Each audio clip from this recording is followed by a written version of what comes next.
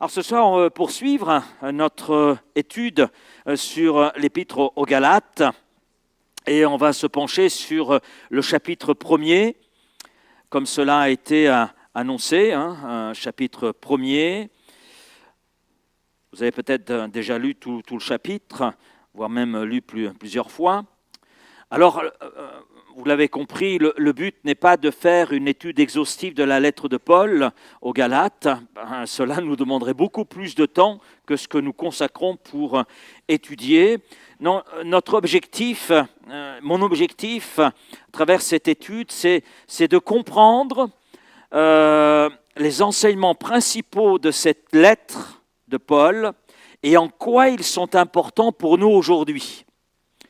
Parce que vous allez vous en rendre compte, et comme je m'en suis rendu compte, peut-être que je ne vous apprends rien, c'est que la parole de Dieu est actuelle.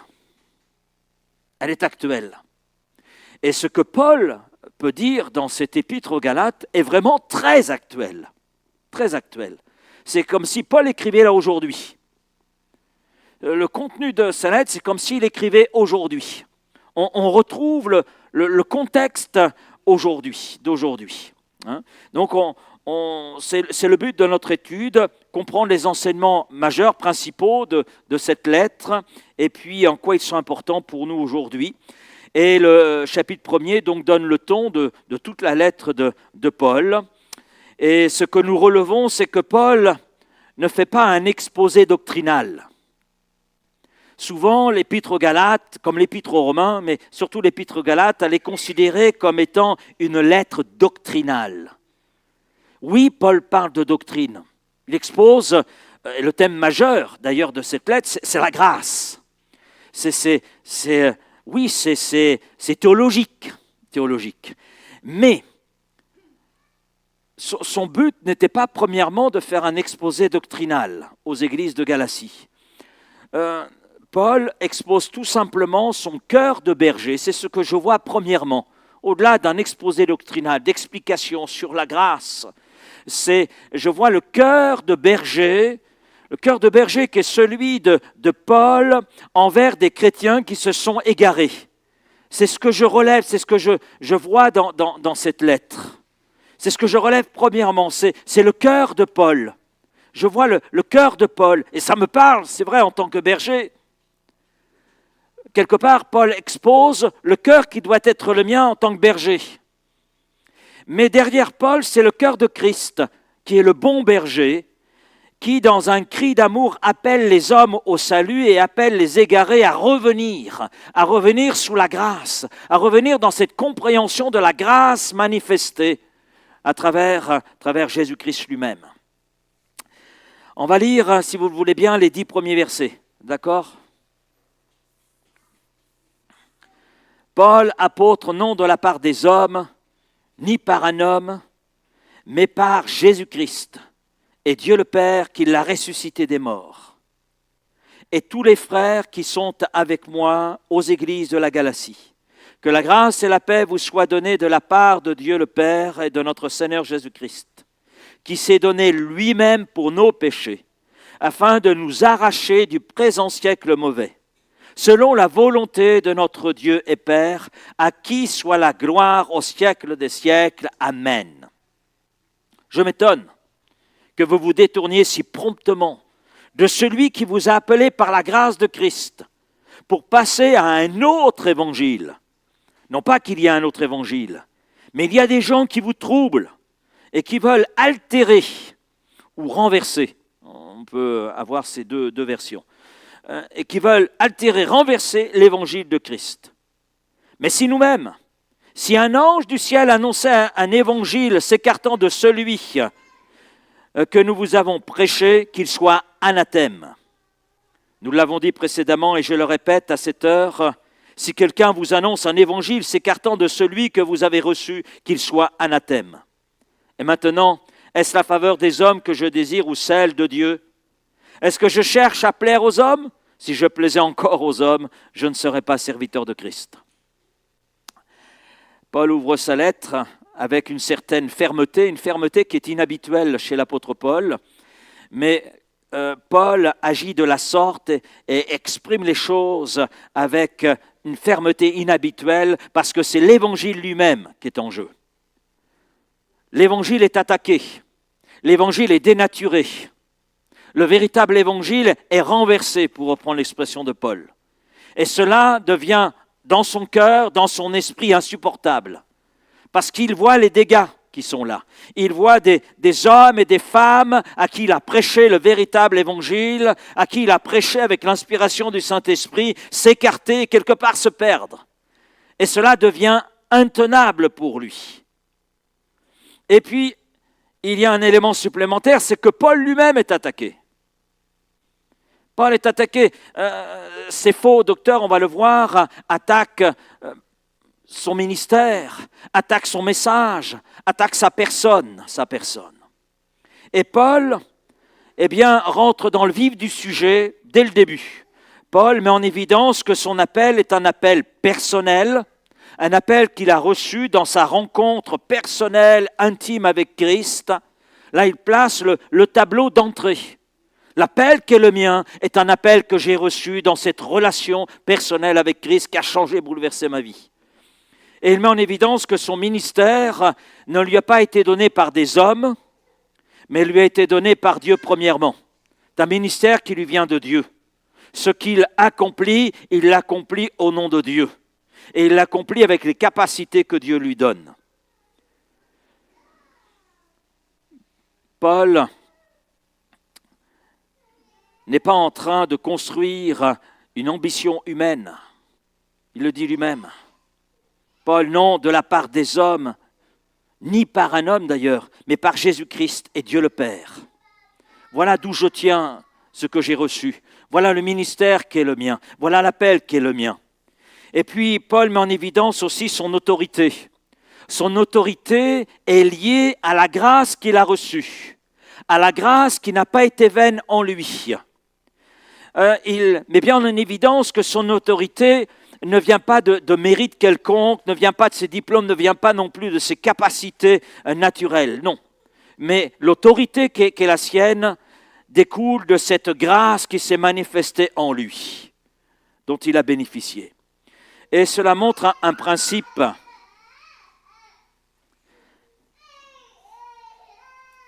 On a un futur prédicateur là. Hein?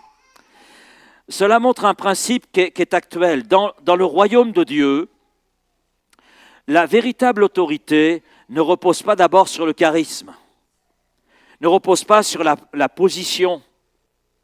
Ce n'est pas parce que je suis pasteur que j'ai cette autorité. Non, l'autorité, elle vient de Dieu. C'est Dieu qui donne l'autorité. Donc ce n'est pas la position, ce n'est pas non plus la popularité, mais c'est sur l'appel de Dieu, le caractère transformé, la fidélité à la vérité. C'est là que repose l'autorité spirituelle, l'autorité qui est là selon Dieu, qui est en accord avec la parole de Dieu. Et si Paul débute sa lettre en apportant de telles précisions, c'est justement parce qu'il y a de faux docteurs judaïsants qui troublaient, et plus que cela, mais qui renversaient même l'évangile, renversaient le message, qui troublaient les églises de Galatie, qui attaquaient même la légitimité de Paul. Souvent, lorsqu'on veut renverser un message, on commence par discréditer le messager. Vous savez, tout serviteur de Dieu, voulant marcher dans la vérité, se trouve toujours confronté à des critiques, à des accusations. Ça fera en 2027 40 ans que je suis dans le ministère pastoral. Et des accusations, j'en ai eu. Et j'en aurai encore. Un jour, dans une église, il y a des gens qui sont venus, un groupe de personnes, ils sont venus avec des lunettes de soleil. Ils avaient tous des lunettes de soleil, vous imaginez? Une salle comme celle-ci, tous des lunettes de soleil. Et puis, je trouvais bizarre. Bon, mais comme ces personnes se côtoyaient régulièrement, donc j'ai vu la première, j'ai dit, vous avez un problème de conjonctivite? Ben oui. Pour moi, j'ai pas réfléchi plus. Et la personne m'a dit, non, c'est pour éviter de croiser vos regards. Ah bon? Ah bon? Le mieux, c'est de ne pas venir. Et, et la personne, tout à fait pleine d'aplomb, m'a dit non, non, parce que Dieu nous a révélé qu'il avait envoyé dans l'église un faux prophète pour nous éprouver. Alors on a mis les lunettes de soleil pour ne pas croiser vos regards, pour ne pas être touché. Voilà, mais c'est les choses qui arrivent. Ça peut faire sourire, mais pour ces personnes, elles étaient très sérieuses dans leur raisonnement. Très sérieuses. Bon, il est venu un moment, elles ont quitté les lunettes de soleil, quoi. Oui, parce que ça devenait insupportable. Ce que Paul écrit, quand on regarde, mais c'est très actuel. Aujourd'hui encore, beaucoup revendiquent une autorité spirituelle, par un titre. Il n'y a pas une semaine sans que je reçoive un message sur ma boîte email avec un long titre. Un long titre. Je vous passe les titres. D'autres revendiquent une autorité spirituelle par une institution. J'ai fait telle institution. Oui. Ou par leur influence, par leur assurance, ou par la critique aussi des autres serviteurs. Oui. Un petit peu comme ces faux docteurs qui, dans les églises de Galatie, s'en prenaient à l'apôtre Paul.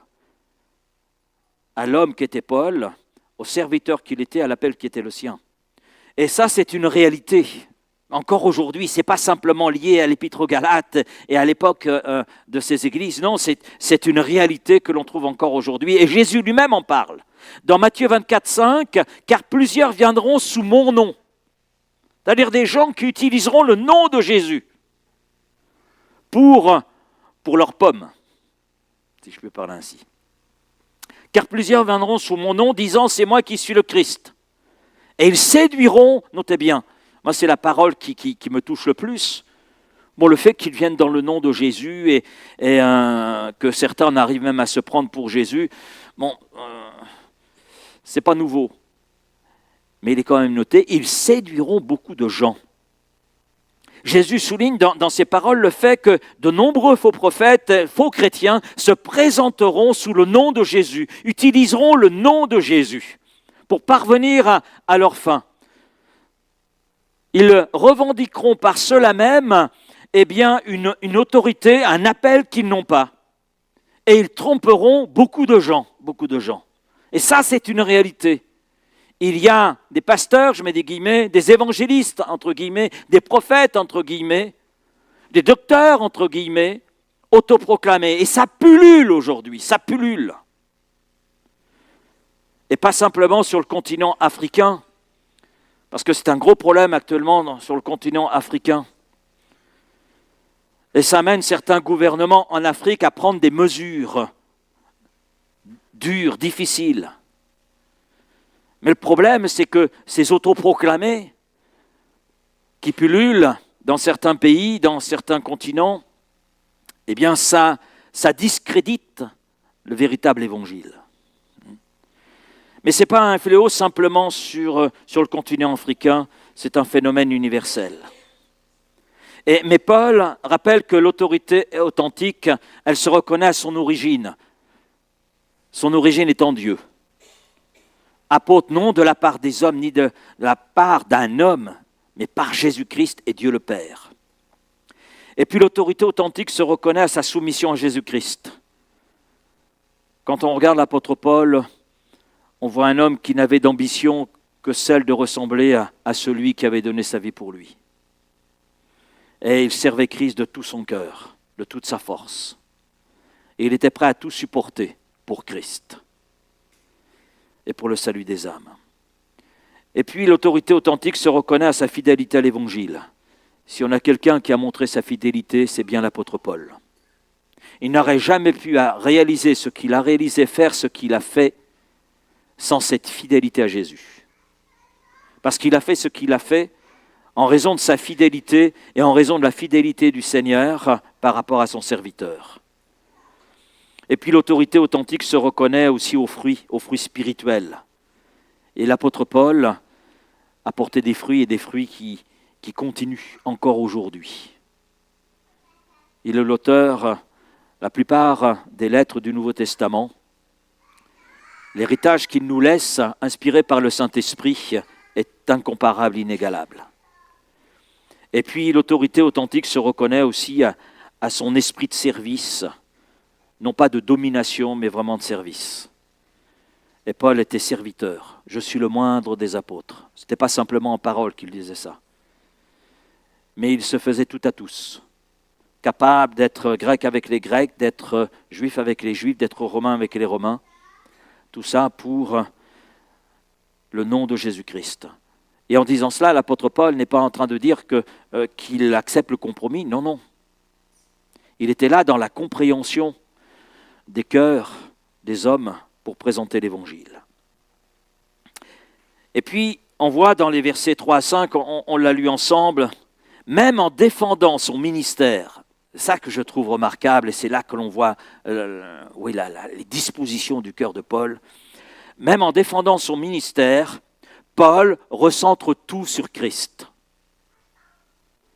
Il dit lui-même, mais par Jésus-Christ et Dieu le Père, qui l'a ressuscité des morts. Et il insiste de notre Seigneur Jésus-Christ, qui s'est donné lui-même pour nos péchés, afin de nous arracher du présent siècle mauvais, selon la volonté de notre Dieu et Père.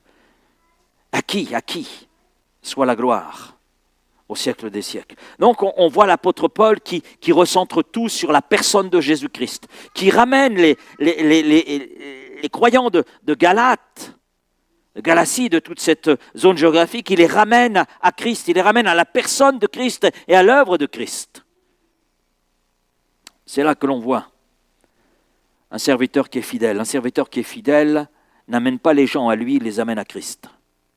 À Christ. Ce qui veut dire que le vrai ministère, c'est vrai, ne met pas en avant l'homme, mais Jésus.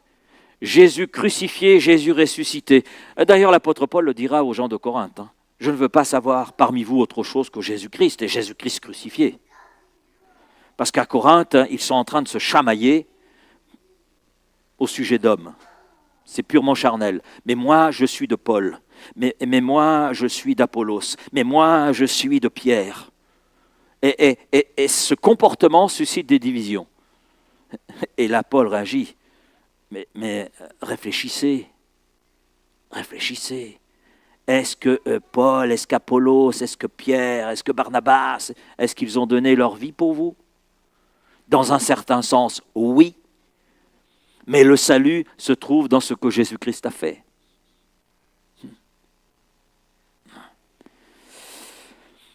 Et la question actuelle n'est donc pas qui parle plus fort, mais qui parle au nom de Christ avec fidélité à sa parole. Dans les versets 6 à 9, je ne sais pas si vous avez remarqué en faisant votre lecture, Paul utilise 4 fois cette expression « un autre évangile ». Un autre évangile. Il insiste sur ce point et on sent que cet autre évangile, ça suscite une forme d'irritation intérieure. Hein. Donc là, Paul rentre vraiment dans le vif du sujet. Il est choqué. Il est choqué. Il y a un choc intérieur, il y a un choc spirituel. Il est choqué que les Galates se soient aussi vite détournés du véritable évangile pour aller vers un autre évangile, ce qu'il appelle un autre évangile. Les jeunes chrétiens de Galatie avaient bien commencé, jusqu'à ce que certains faux docteurs, avec un soi-disant savoir plus profond que celui de l'apôtre Paul, qui vont même, pour certains, Paul le souligne, revendiquent que ce qu'ils ont reçu, ils l'ont reçu des anges. Hein, c'est le verset 8, si ma mémoire est bonne, hein, on l'a lu ensemble. Si quelqu'un vous annonce un autre évangile, non, c'est juste avant, c'est ça, 8, hein? Oui, c'est ça. Mais si nous-mêmes, si un ange du ciel annonçait un évangile s'écartant de celui que nous vous avons prêché, qu'il soit anathème. Paul semble sous-entendre que parmi ces faux docteurs, certains se sont présentés comme étant plus spirituels et plus profonds que l'apôtre Paul. Mais nous, ce que nous avons reçu, nous l'avons reçu d'un ange. Waouh! Et ces jeunes croyants se laissent impressionner par ce discours. Et en fait, ce discours eh bien, détournent de la simplicité de l'Évangile et de la centralité de la grâce. Parce que ce discours de ces faux enseignants judaïsants sort ces jeunes croyants du terrain de la grâce et les place sous le terrain de la domination, sous le terrain de la loi. Ces faux enseignants enseignaient que pour être sauvés, il fallait croire en Jésus. Et aussi suivre les règles juives, les lois juives, les coutumes juives, et qu'il fallait se faire circoncire. Ces faux docteurs emploient finalement, quand on regarde bien, ils emploient une stratégie qui est celle de tous les faux docteurs. C'est la même. Une stratégie bien connue. Aussi bien hier, aujourd'hui, c'est la même stratégie. Ce que vous avez reçu, c'est vrai, mais c'est incomplet. Ce que vous avez entendu, c'est bon, mais c'est insuffisant. Nous avons davantage. Quelque chose de plus profond, quelque chose de plus élevé, quelque chose de meilleur. C'est comme cela que les faux docteurs agissent. C'est comme cela qu'ils ont agi en Galatie. Mais ce que Paul vous annonçait, oui, c'est bien, c'est bon, mais ce n'est pas suffisant. Nous avons quelque chose de plus profond, nous avons quelque chose de meilleur. Nous avons une sainteté qui est plus grande que celle de l'apôtre Paul. Ne l'écoutez plus, cet homme. Il n'est pas assez saint. Nous sommes à un niveau supérieur. Et c'est ainsi que l'erreur s'introduit. C'est rarement en niant la vérité frontalement, mais c'est en prétendant la compléter, en prétendant l'améliorer, en prétendant la dépasser. La formule de ces faux docteurs qui sont arrivés semer le trouble en Galatie, c'est vraiment la formule classique. C'est ce qu'on entend encore aujourd'hui. Ce que vous avez reçu est bien, mais c'est insuffisant, nous avons plus.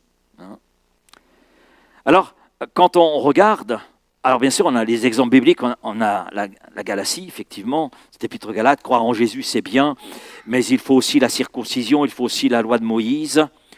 Et Paul répond à cela, non. Ajouter la loi comme condition du salut, c'est falsifier l'évangile. Mais quand on regarde ce que Paul dit à Colosse, Paul répond aussi parce qu'il y a de faux enseignants qui sont là. Ces enseignants disent que Christ est important. Mais il vous faut aussi des anges, il vous faut aussi des visions, il vous faut aussi des pratiques spéciales, des révélations spéciales. Et Paul répond, mais vous avez tout pleinement en Jésus-Christ. Et puis c'est à Corinthe, oui à Jésus, mais nous avons une sagesse supérieure, une spiritualité plus élevée. Et Paul dit stop, il ramène à travers ces deux lettres les Corinthiens à recentrer les choses sur Christ crucifié. Est-ce que ça a changé aujourd'hui ? Non. Je vais vous donner des exemples concrets. Le salut par Jésus, amen. Mais ce n'est pas suffisant, il faut des œuvres méritoires. Jésus sauve, oui c'est vrai, mais il faut mériter son salut par des performances spirituelles, par des œuvres. Ce que Jésus a fait n'est pas suffisant, il faut des œuvres. Il faut des œuvres. Et c'est simplement à travers ces œuvres que vous pourrez accéder au salut. Mais cela détruit la grâce. Et combien d'hommes et de femmes sont sous ce poids, cette chape. Un autre exemple, Jésus, oui. La Bible est bonne. Mais Dieu a envoyé un autre messager aujourd'hui. Un autre messager. Plus grand, qu'il faut absolument suivre. Il y a Jésus, plus un prophète qui vient compléter ce que Jésus a dit et ce que Jésus a fait. Finalement, on déplace l'autorité de Christ vers un homme.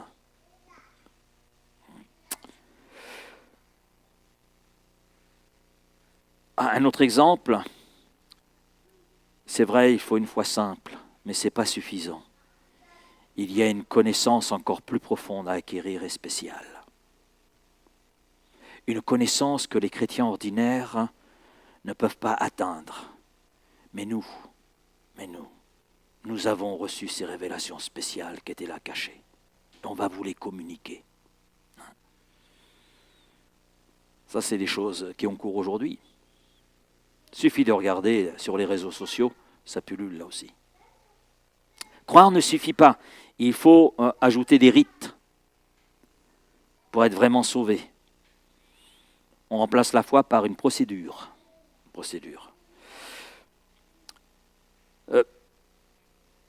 Un autre exemple, c'est Jésus plus une identité communautaire. Par exemple, pour être un vrai chrétien, il faut appartenir à ce groupe. Si vous n'appartenez pas à ce groupe, vous ne pouvez pas être un vrai chrétien. En dehors de ce groupe, il n'y a pas de salut. C'est nous qui avons la vérité. Personne d'autre ne possède la vérité, c'est nous qui avons la vérité. Vous ne le saviez pas? Ben, je vous le dis.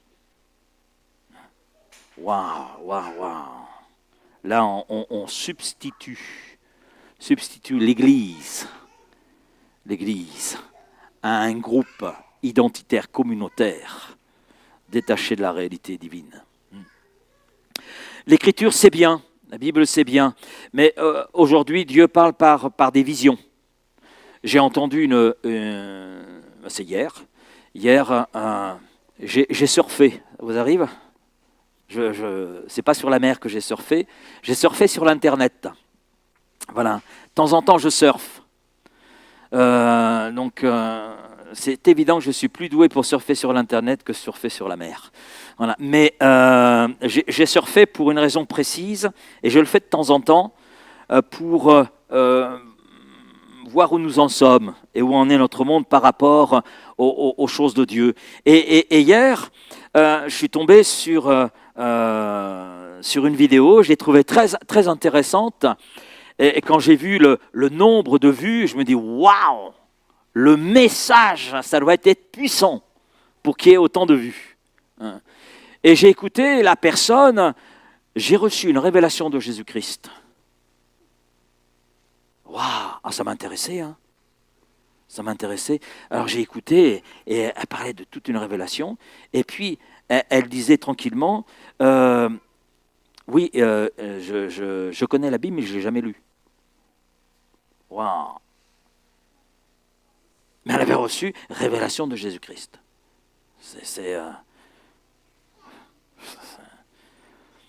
On reçoit des révélations sans la Bible. Comme si Dieu, à travers sa parole, ne parlait plus. Mais le premier moyen par lequel il nous parle, c'est sa parole. C'est sa parole écrite. Ce n'est pas des révélations. Le Seigneur ne nous demande pas de regarder les révélations, il nous demande de regarder sa parole. C'est la plus grande des révélations. Oui, parce que la foi vient de ce que l'on entend vient de la parole. Et est contrôlé par ce qui est écrit. Oui. Donc il y a toutes sortes de choses aujourd'hui. Alors comment discerner rapidement? Le mensonge, vous savez, ne commence pas toujours par un rejet total de l'évangile. C'est ça qui est difficile. Il commence souvent par un ajout. Christ, mais avec autre chose. La grâce, mais avec des œuvres imposées. La foi, mais une révélation supérieure. La Bible, oui, mais avec une nouvelle révélation. Et c'est précisément ce que l'apôtre Paul est en train de combattre dans l'Épître aux Galates. Un évangile auquel on ajoute des exigences humaines ou d'autres révélations que celles de Dieu contenues dans sa parole, ça finit par devenir un autre évangile. Et c'est là qu'il est important de se poser la question, ce mais que dans certains discours on peut entendre, est-ce que ça enlève de la suffisance de Christ? Si ça enlève de la suffisance de Christ, je rejette le discours. Si ça renforce la suffisance de Christ, je prête une oreille. Mais une oreille qui demeure à la lumière de ce que Dieu dit dans sa parole. Quand Christ n'est plus suffisant, je dirais que l'erreur a déjà commencé. Et c'est ce qui s'est passé chez les Galates. On a commencé à leur dire que Christ n'était pas suffisant, que le tout est accompli par Jésus n'était pas suffisant, qu'il fallait rajouter autre chose. Mais la vérité de Dieu n'a pas besoin d'être complétée par l'homme. C'est prétentieux d'ailleurs. L'homme qui dit vouloir compléter la révélation de Dieu, la vérité de Dieu, mais qui es-tu pour faire cela? Ce qui est parfait vient de Dieu, vient pas de l'homme. Ce qui est parfait n'a pas besoin d'additif, d'un avenant. Et chaque fois qu'un message dit Jésus, oui, mais pas seulement, c'est là qu'il faut redoubler de vigilance. Si un jour vous m'entendez dire Jésus, oui, mais, ouvrez vos deux oreilles et commencez à me présenter la porte de sortie. Et ces faux docteurs en Galatie font tout pour attirer à eux ces jeunes croyants qui sont là impressionnables. Et ils vont même plus loin, ils produisent du trouble. Galates 1, verset 7, on l'a lu, non pas qu'il y ait un autre évangile, c'est clair, il n'y a qu'un évangile. Il n'y a qu'une bonne nouvelle du salut, c'est celle qui nous est annoncée par Jésus-Christ et Jésus-Christ seul. Mais il y a des gens qui vous troublent. Et le mot qui est utilisé, ça veut dire provoquer une perplexité. Ça ne vous rappelle pas quelque chose, ça? Allez dans le jardin d'Éden. On y va ensemble? Dans le jardin d'Éden. Satan se présente. Dieu a-t-il réellement dit? Qu'est-ce qu'il fait? Il suscite une perplexité. Il sème le doute. Et il fait que quelque chose se remue à l'intérieur d'Adam et Ève. C'est la même chose. C'est la même chose qui se passe en Galatie. Et puis l'apôtre Paul dit, non pas qu'il y ait un autre évangile, mais il y a des gens qui vous troublent et qui veulent renverser l'évangile de Christ. Là, le mot qui est utilisé, ça veut dire corrompre, pervertir. C'est vraiment avec un désir calculé, conscient, de renverser un ordre qui est établi. C'est dans ce sens-là que l'apôtre Paul parle. Le mot qu'il utilise, c'est cela. Renverser de façon consciente pour conduire à autre chose. Donc c'est corrompre.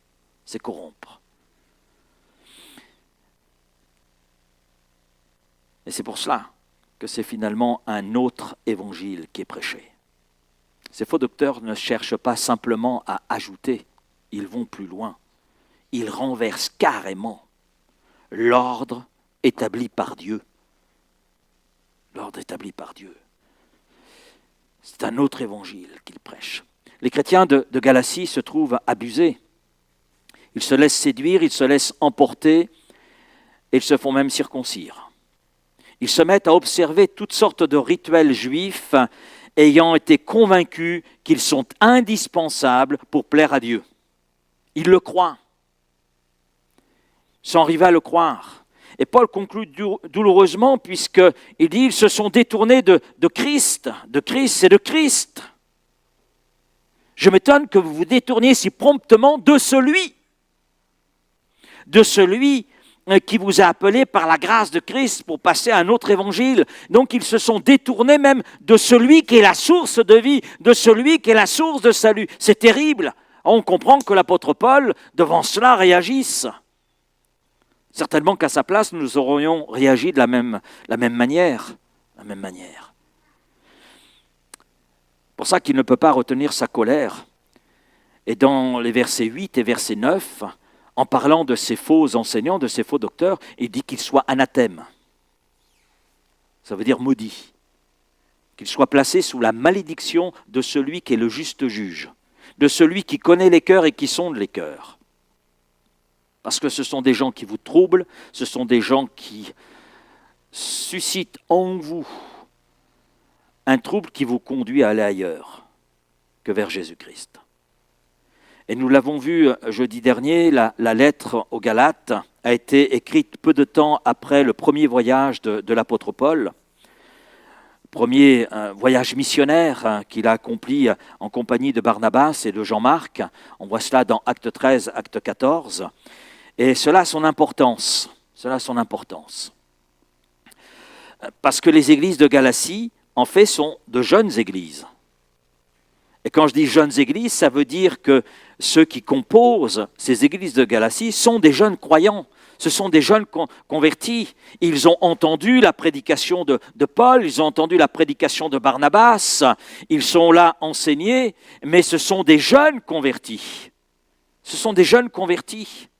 Paul est conscient de toute cette vulnérabilité dans laquelle il a laissé ces églises. Il est conscient de cela. Mais il les a laissées sur un fondement solide, sûr, sur la vérité de Jésus. Et ce sont à eux. J'ai trouvé cela intéressant et on a des leçons pour nous aujourd'hui. Ce sont à eux que les faux docteurs s'attaquent. Il est toujours plus facile pour l'ennemi de s'en prendre aux faibles agneaux intimidables et fragiles qu'à des brebis expérimentées. Et souvent, les autoproclamés, les faux enseignants, faux docteurs, ils s'attaquent rarement aux brebis expérimentées, aux brebis qui ont l'habitude de la nourriture de la parole de Dieu, qui savent la ruminer. C'est souvent à des plus faibles qu'ils vont s'attaquer. Souvent à des jeunes convertis, des gens intimidables, impressionnables, qui ne sont pas encore pleinement ancrés dans la vérité. Et puis à travers cet épisode, je me dis, mais Seigneur, il y a une leçon pour nous.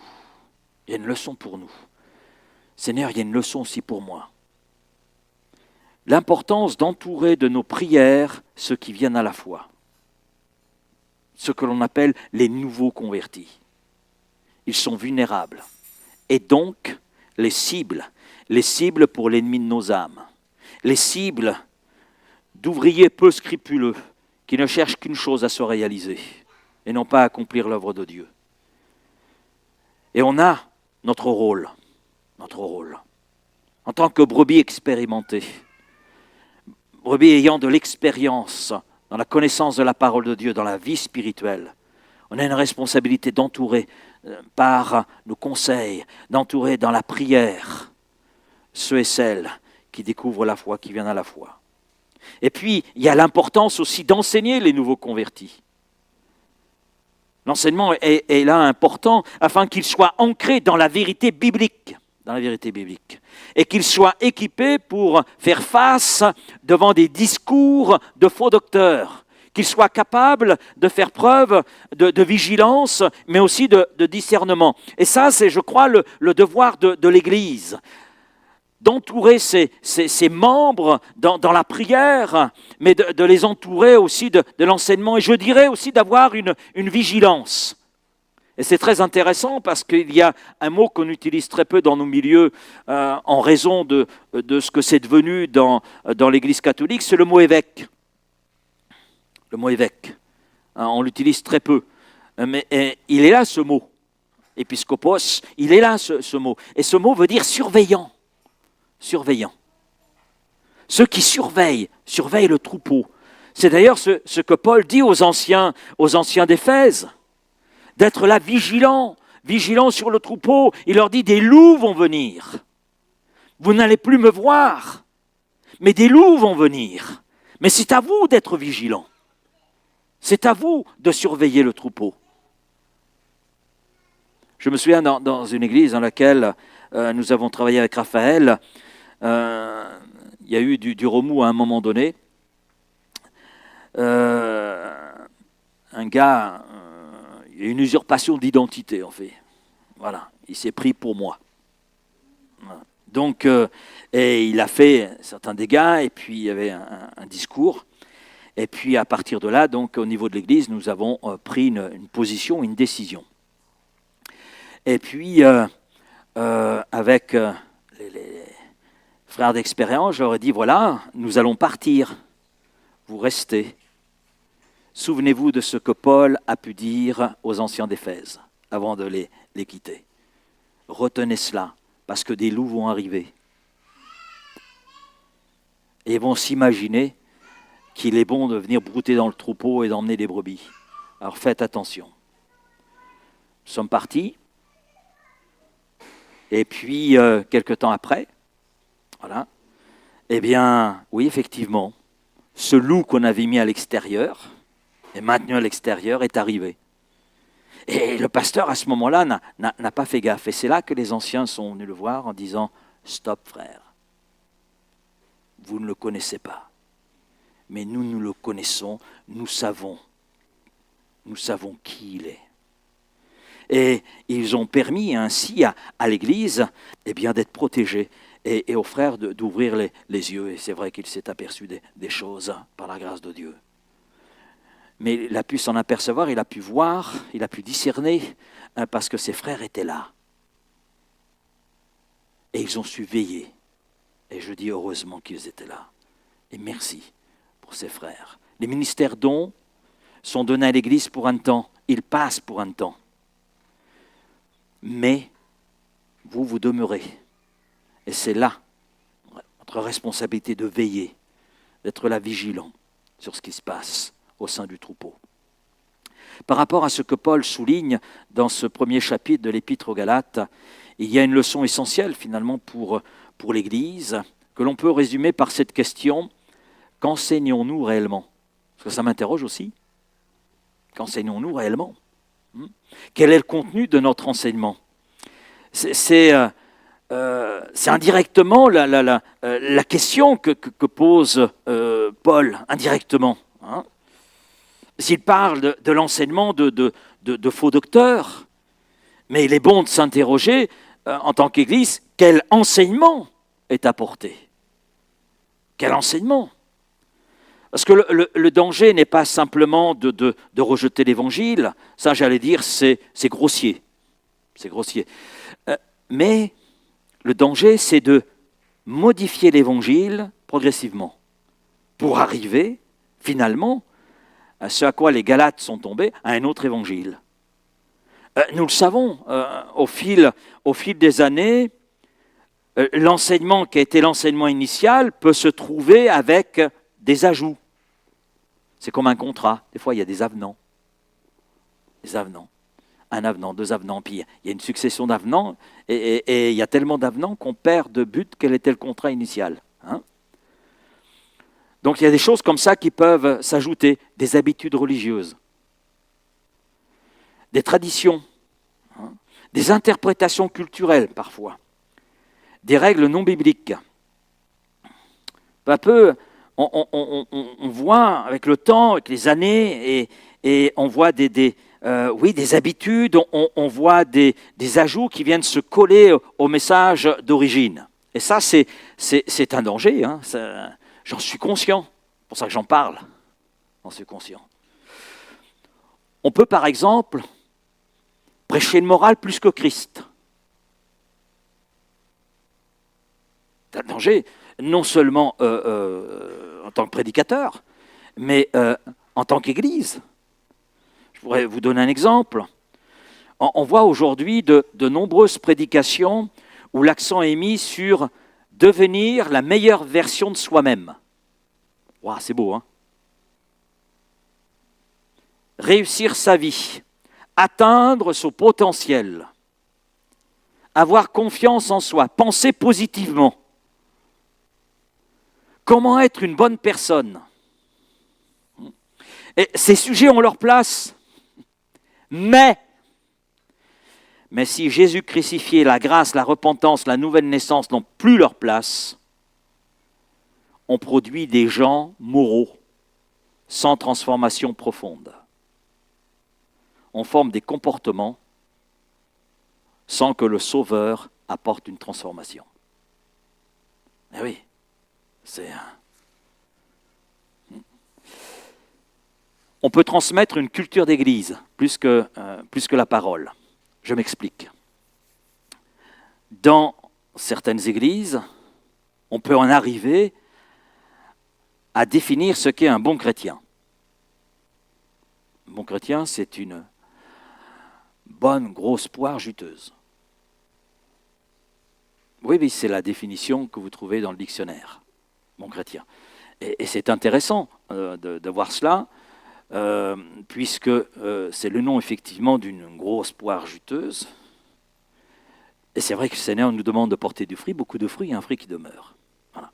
Mais, dans certaines églises, on peut en arriver à dire être un bon chrétien, c'est surtout venir à toutes les réunions.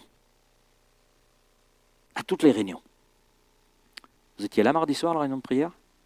Qui n'était pas là? Ne levez pas la main, de toute façon je l'ai noté. Connaître des codes internes.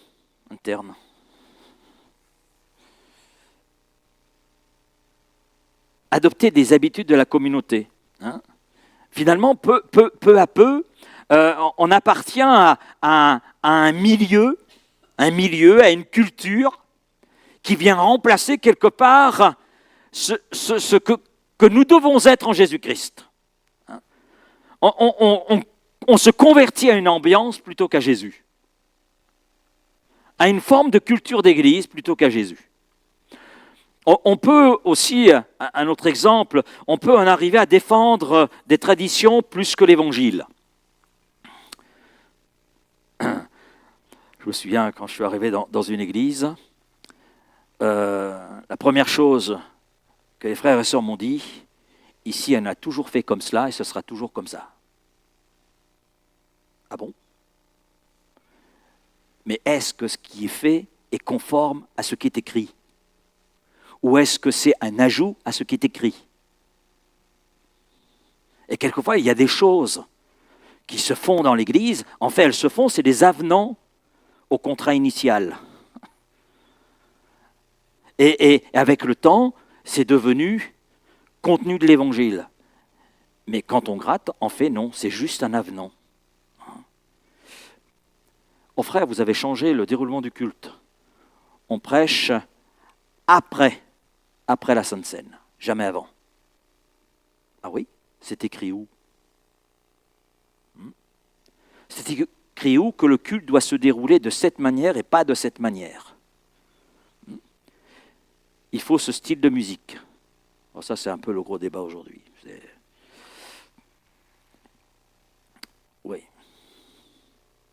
Mais après tout, si un cantique est mode reggae, est-ce que ça dérange? C'est un style de musique. Ce qui est important, c'est le contenu.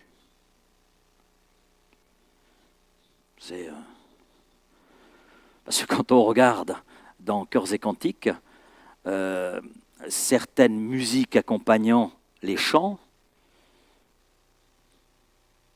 c'est pas le musette. Oui. Et je l'ai entendu, ah non, on chante que dans Chœurs et Cantiques, parce que les Chœurs et Cantiques, c'est spirituel, c'est inspiré. Oui, mais il y a certains chants, mais ça appartient à un contexte. Alors, ce n'est pas que c'est mauvais, attention, c'est ce que l'on fait des choses. C'est ça, on fait. Quelle place on leur donne. Et puis, une vraie réunion spirituelle doit durer minimum 2 heures. Oui. Si c'est moins de 2 heures, l'esprit n'était pas là. Où vous avez lu ça, vous?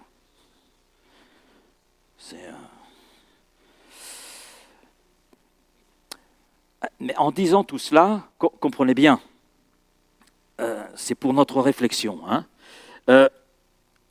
Dans tout ce que je dis, ce n'est pas forcément mauvais. Ce n'est pas forcément mauvais. Qu'on ait une réunion de 2 heures, si l'Esprit nous conduit à avoir une réunion de 2 heures, amen. S'il veut 3 heures, amen. C'est pas un problème.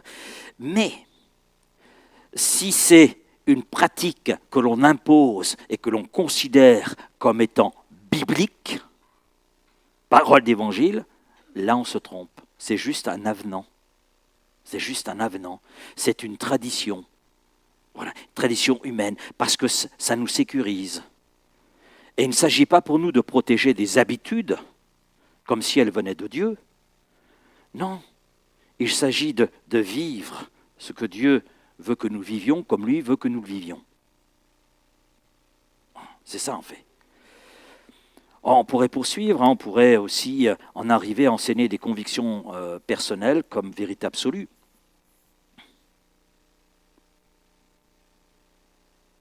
sœur.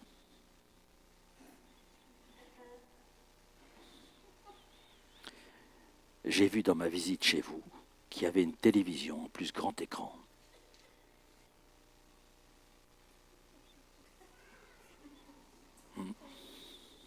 Je pense que vous devez vous débarrasser de cette télévision. C'est le monde qui est rentré chez vous. Et je le vois parce que dans les réunions de prière, vous priez de moins en moins. Mais c'est un exemple, hein, c'est un exemple.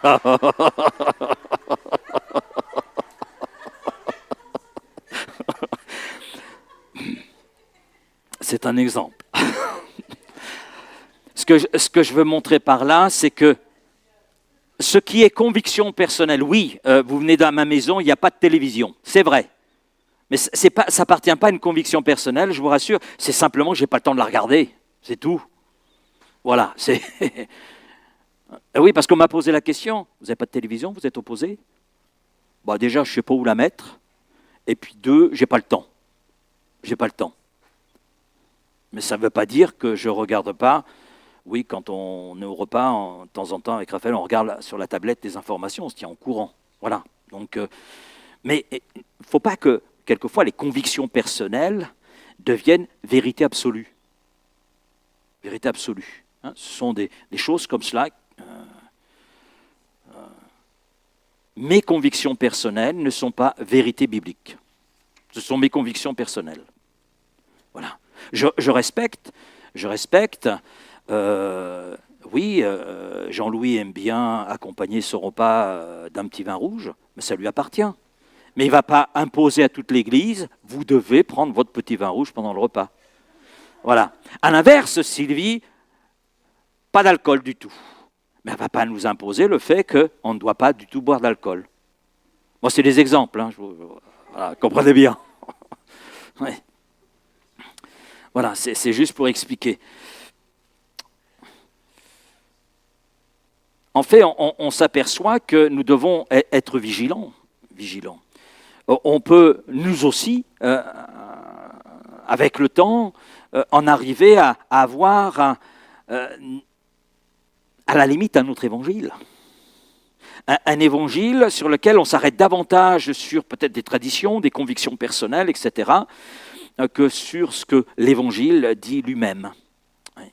Ce qui veut dire que, quelque part, chaque assemblée, puis chaque responsable, et là je m'inclus, hein, on doit se poser la question, ce que nous enseignons, est-ce que c'est vraiment de l'évangile ou est-ce que c'est conviction personnelle, est-ce que c'est tradition, est-ce que c'est une habitude qui pour moi est sécurisante? C'est vrai, hein, avoir un schéma de culte comme nous l'avons, c'est sécurisant. Hein.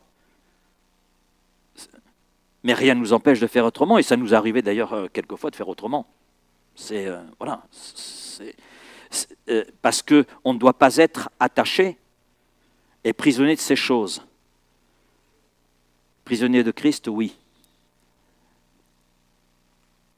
Parce que nous sommes enfants de Dieu, dans ce sens-là. Et je dis le terme prisonnier dans le sens être libéré du péché, libéré de notre ancienne nature, hein, pour entrer sous le joug de Christ, qui est un joug doux et léger.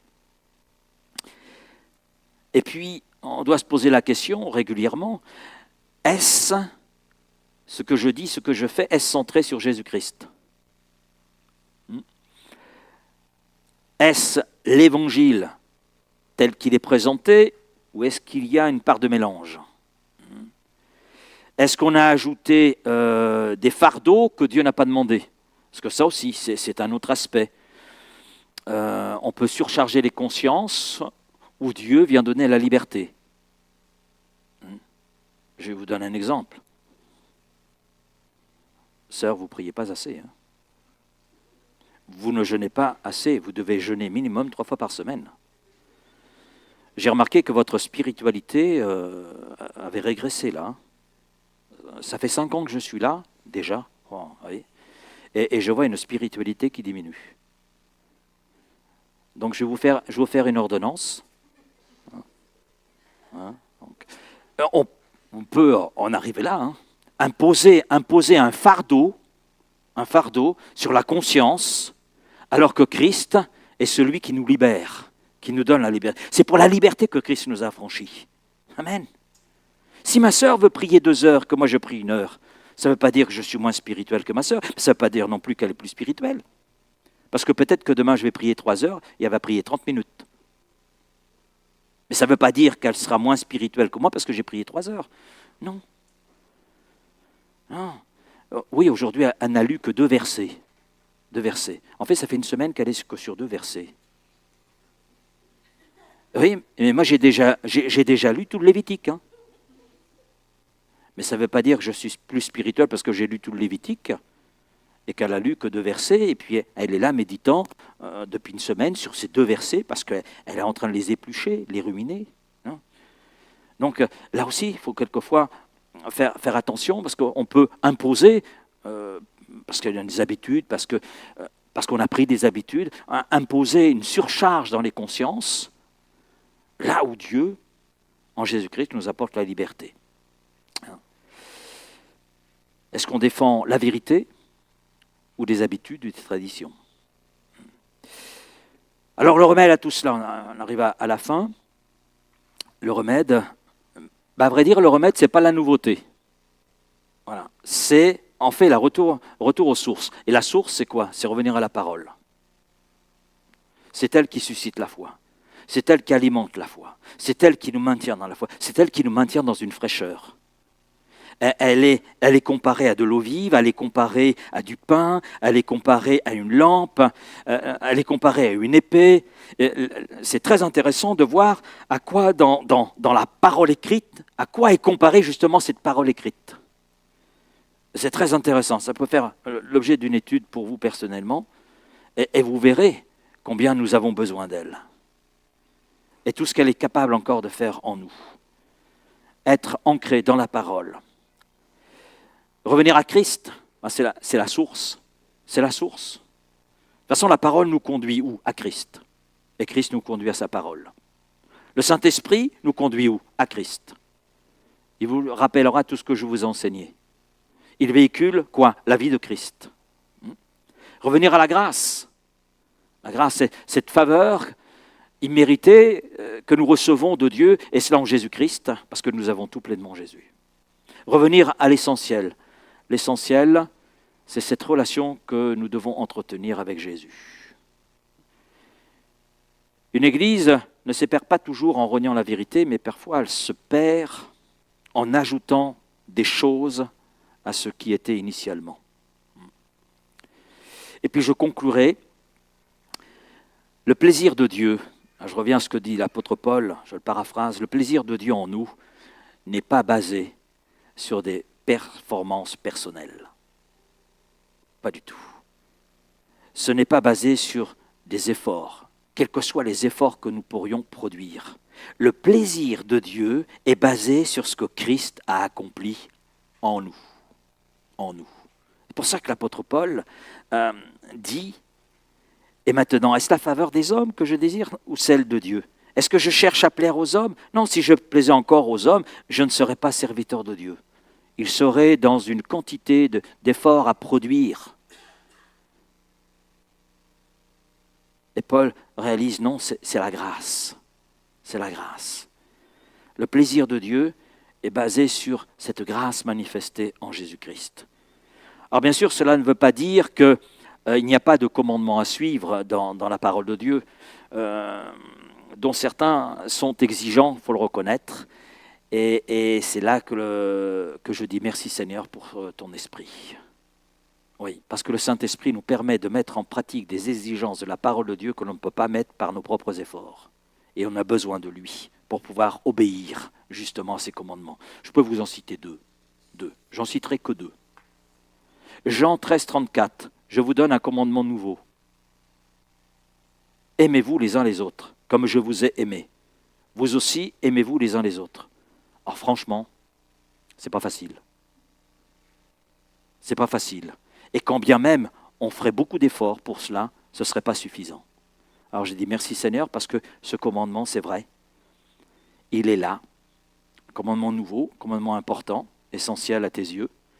Et merci parce que tu nous donnes le Saint-Esprit pour pouvoir apprendre à aimer mes frères et sœurs, à les aimer comme toi tu les aimes, à les voir comme toi tu les vois, parce qu'un jour nous serons tous ensemble dans la gloire. Et puis Colossiens 3,13. Supportez-vous les uns les autres. Oui, supportez-vous les uns les autres. Si l'un a un sujet de se plaindre, donc Paul sous-entend qu'on a toujours un sujet de se plaindre, mais si l'un a un sujet de se plaindre de l'autre, pardonnez-vous réciproquement. De même que Christ vous a pardonné, pardonnez-vous aussi. Est-ce que le pardon est facile? Il y a des choses quelquefois que le Seigneur nous demande de mettre en pratique, et quand on voit dans le concret, ce n'est pas évident. Et nos efforts sont insuffisants. Mais dans sa grâce, le Seigneur nous a accordé son esprit qui nous permet justement d'obéir et d'accomplir ses commandements, de pouvoir pardonner comme lui-même nous a pardonné, de pouvoir supporter notre frère, notre sœur, bien qu'il soit insupportable. Pouvoir supporter et pouvoir être un accompagnant pour notre frère et notre sœur. Et être un instrument qui va permettre à notre frère et notre sœur de faire des progrès. Amen. Finalement, dans ce chapitre premier, c'est ma troisième conclusion, parce que ça fait 3 fois que je dis je vais conclure. Dans ce chapitre premier, finalement, l'objectif de Paul est double, si je dois conclure. C'est dénoncer les faux docteurs, et quelque part, on doit être vigilant et savoir dénoncer aussi. Et puis, et surtout, c'est confirmer l'authenticité de son apostolat et de l'évangile qu'il enseigne. Ce qui veut dire pour nous, s'ancrer encore toujours plus sur ce que Dieu dit à travers sa parole. Et être vigilant sur ce que l'on enseigne, sur ce que l'on communique autour de nous. Est-ce que c'est vraiment ce que Dieu veut? Est-ce que c'est vraiment ce qui est écrit? Comme on a pu le voir. Et c'est, je crois, les leçons que me laisse et que j'extrais de ce chapitre premier. Et puis là, la semaine prochaine, ah oui, bonne question. La semaine prochaine, c'est le jeudi de l'Ascension. C'est cela, hein? Donc, je ne sais pas si vous voulez que l'on conserve la réunion. Moi, ça ne me dérange pas. C'est... vous réfléchissez, nous en reparlons dimanche. Hein? On va prier. Seigneur, merci pour ta parole ce soir. Merci pour ce que nous pouvons extraire de ce chapitre premier. Il y a encore bien des enseignements, Seigneur. Ta parole, Seigneur, est inépuisable. Aïe, aïe, aïe. C'est tellement extraordinaire, Seigneur. C'est tellement bon de la méditer. C'est tellement bon, Seigneur, oui, Seigneur, de la lire, d'y réfléchir, Seigneur. Et puis de nous attendre à ton esprit pour pouvoir comprendre, nous attendre aussi à ton esprit pour pouvoir mettre en pratique et ainsi être en accord avec toi et te plaire, Seigneur. Et c'est toi qui nous donnes de te plaire, Seigneur, par cette grâce manifestée en nous et nous ne voulons pas que cette grâce soit vaine. Nous voulons qu'elle soit encore agissante jour après jour et nous conduise toujours plus loin avec toi, toujours plus loin en toi. Merci Père de tout ce que tu veux accomplir dans nos vies, par nos vies, Seigneur, et sois béni. Amen. Amen.